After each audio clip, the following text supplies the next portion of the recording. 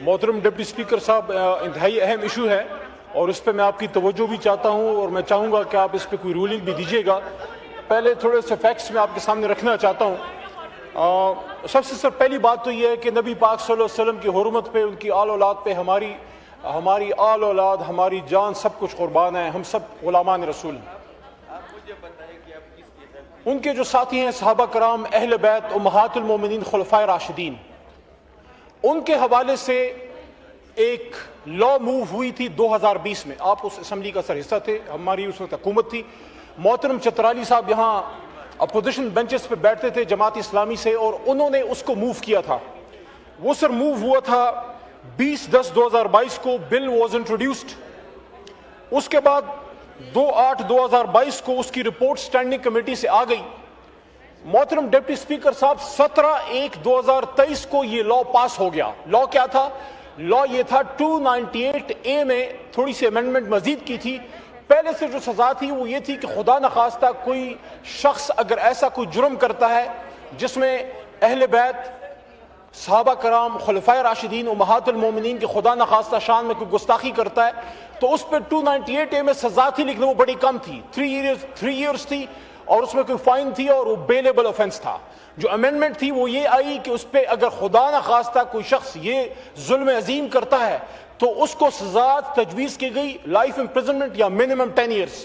وہ قومی اسمبلی سے 17/1/2023 کو پاس ہو گئی اور اس کے بعد سینٹ آف پاکستان میں گئی، اور یہ نوٹ کیجئے گا کہ 7 جولائی 2023 کو سینٹ سے پاس ہوئی وداؤٹ اینی امینڈمنٹ۔ وہ پھر چلی گئی محترم صدر پاکستان کے پاس۔ صدر صاحب نے اس کو نہ اسینٹ کیا، یعنی اپروو نہیں کیا، لیکن اس کو ریجیکٹ بھی نہیں کیا۔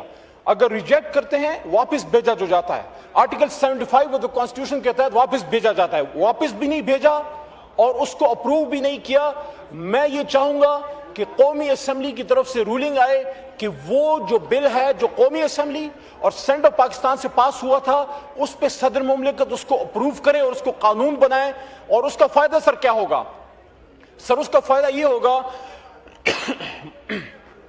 کہ جو 298C ہے، جو نبی پاک صلی اللہ علیہ وسلم کے حوالے سے، جو بلاسفیمی کے حوالے سے ہے، اس میں چونکہ سزا سخت ہے تو اس میں رجحان بڑا کم ہے، لیکن چونکہ اس والے 298A میں سزا کم ہے، اس وجہ سے رجحان کافی ہے، کیونکہ بیلیبل آفینس ہے، 3 ایئرز کی پنشمنٹ ہے، وہ ہوتی کوئی نہیں ہے۔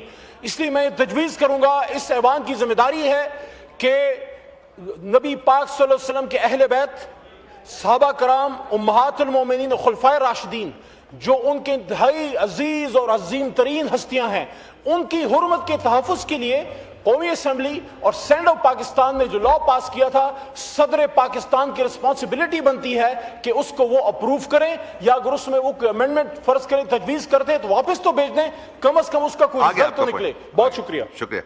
اس میں علی محمد صاحب، اس وقت جس وقت یہ پاس ہوا تھا اس وقت الوی صاحب صدر پاکستان تھے، تو ابھی ہم سٹیٹس چیک کر لیں گے کہ ابھی ویئر ڈز اٹ اسٹینڈ۔